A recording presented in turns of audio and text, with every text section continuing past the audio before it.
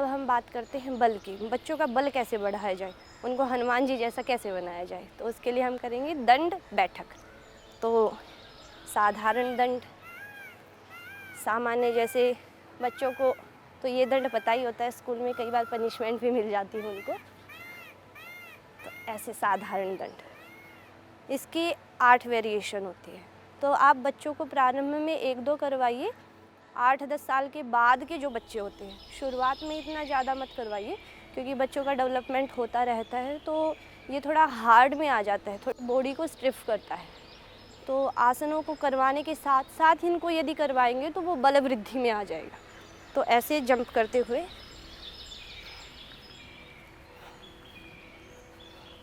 ऐसे बच्चों का अभ्यास बढ़ाएं।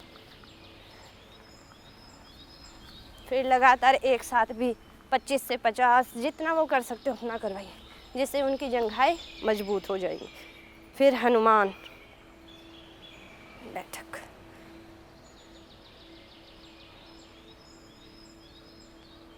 धीरे धीरे उनका प्रारंभ करवाएं।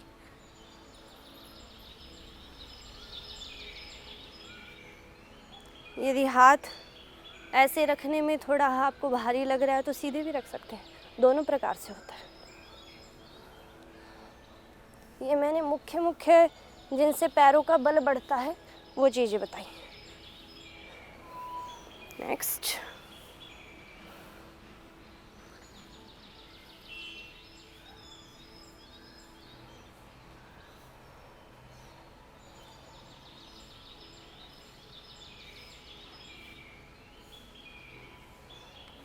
रिलैक्स।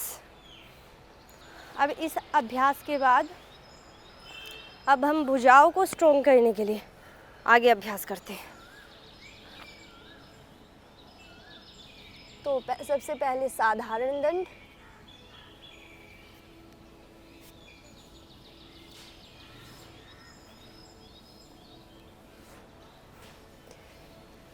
मुख्य रूप से 12 होती हैं।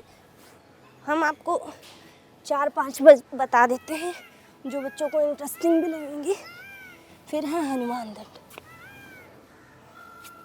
इसको तो वो खूब उछल उछल के करेंगे।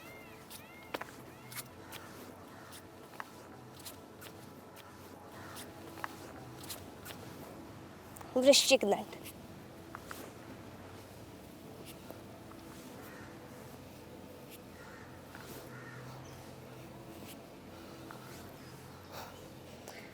फिर वृश्चिक होता है हमारा, वृश्चिक की तरह जब पैर उठाते हैं बिच्छू ऐसे, उसके पीछे की पूंछ ऐसी उठी रहती है, तो इसलिए इसको वृश्चिक नाम दे दिया गया है।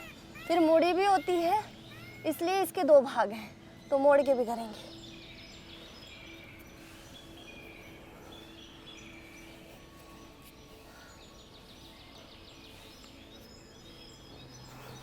रिलैक्स। वैसे दंड कुल 12 होती हैं और बैठक 8। तो मुख्य जो होती है वो शरीर के विकास के लिए वो मैंने बता दी है। शुरुआत से देखें तो साधारण दंड, वक्ष विकासक दंड, राम मूर्ति दंड, फिर वृश्चिक दंड, भाग 1, भाग 2, पार्श्व दंड, चक्र दंड, फिर पलट दंड, और जो करते करते शीर्षासन जब सीख जाएंगे तो फिर शेर दंड, फिर सर्प दंड और मिश्र दंड। तो लास्ट वाली है मिश्र दंड। तो उसका अभ्यास करते हैं। उछल उछल के भी कर लेंगे बच्चे, तो एनर्जी का भंडार होता है उनमें।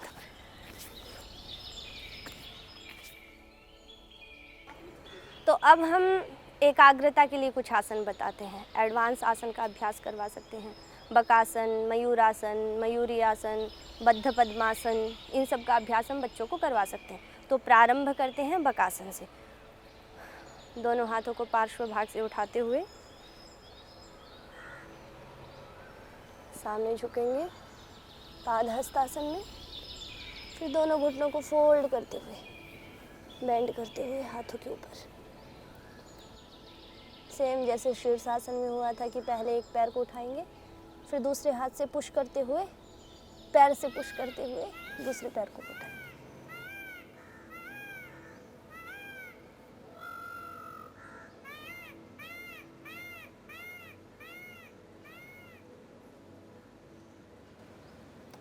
रिलैक्स।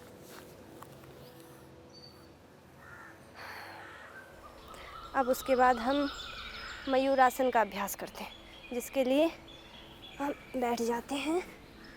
बैठने के बाद तो एकाग्रता के लिए बड़ा ही अच्छा है, और हाथों में ताकत भी चाहिए उसके लिए। पहले कर रहे हैं हम मयूरासन का अभ्यास।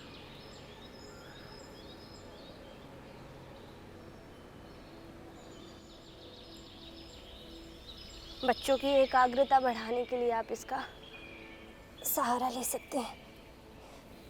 उसके बाद पद्मासन लगाते हुए मयूरी आसन। बहुत चाव से करेंगे बच्चे आसनों को, और उनकी एकाग्रता में भी वृद्धि होगी, बुद्धि बढ़ेगी।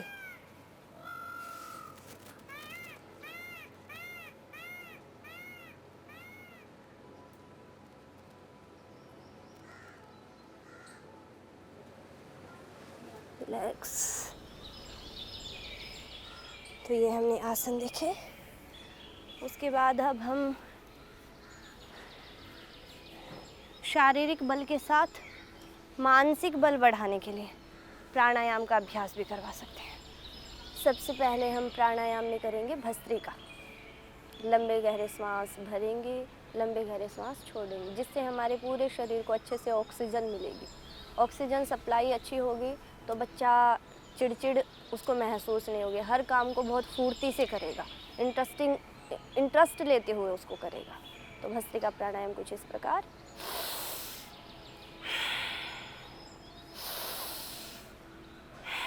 फेफड़ों को मजबूत करने के लिए भस्त्रिका प्राणायाम। बच्चों को दौड़ाएं, सुबह सुबह रनिंग करवाएं बच्चों को, वो भी उनके लिए बहुत अच्छी होती है। अब हम करेंगे अनुलोम विलोम प्राणायाम। अनुलोम विलोम प्राणायाम के लिए मुख्य मुद्रा वायु मुद्रा सही रहती है। वायु मुद्रा में फिर हमारे हाथों में और किसी हमारी मुद्रा भी हो जाए, और साथ में हमको व्यवधान भी महसूस ना हो।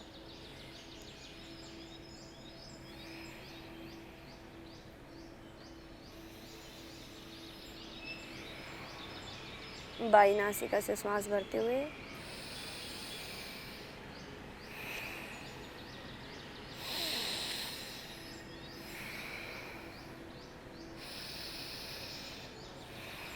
ऐसे अनुलोम विलोम प्राणायाम। अनुलोम विलोम प्राणायाम के बाद मन की एकाग्रता, साथ में उनको अध्यात्म की ओर प्रवृत्त करने के लिए भ्रामरी प्राणायाम, भ्रामरी, उद्गीत और प्रणव ध्यान सिखाएं उनको। शुरुआत करें उनके, अपने आप धीरे धीरे धीरे धीरे धीरे धीरे करके वो उसमें ढल जाएंगे। तो हम प्रारंभ करते हैं। 3 उंगलियां आँखों के ऊपर, एक मस्तक पर, और दोनों अंगूठों से दोनों कान बंद। मन ही मन में ओमकार का गुंजन भंवरे की तरह, जैसे भंवरा करता है उसी प्रकार श्वास भरते हुए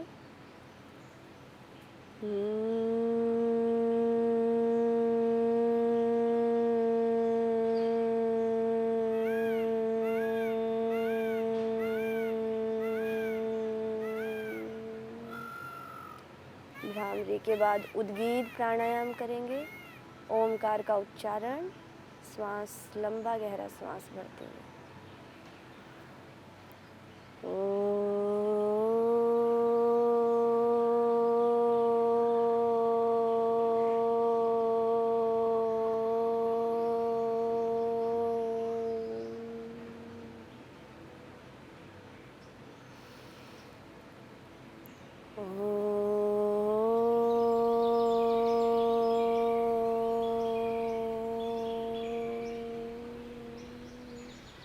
तो ऐसे बच्चों को ध्यान करवाएं और उनको सिखाएं कि हमारे आइडियल कौन होने चाहिए।